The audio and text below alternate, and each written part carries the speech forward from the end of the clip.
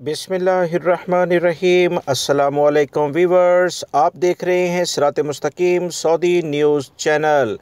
दोस्तों, आप जो वीडियो देख रहे हैं ये किसी यूरोपीय मुल्क की नहीं बल्कि सऊदी अरब के शहर तबूक से मुल्का इलाकों की है।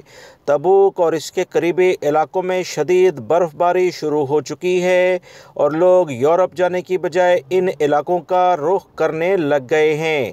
सऊदी अरब के बहुत सारे इलाकों में बर्फ़बारी की पेशेंगोई की गई थी, जिसका बाकायदा आगाज़ हो गया। सऊदी अरब में मौसम में बहुत तब्दीलियाँ आ रही हैं और ये पेशेंगोई जो 2050 के लिहाज से महकमा मौसमियात और दीगर फल्कियाती माहिरीन करते आ रहे हैं कि यूरोपी मौसम सऊदी अरब और खलीजी ममालिक का रुख कर रहा है।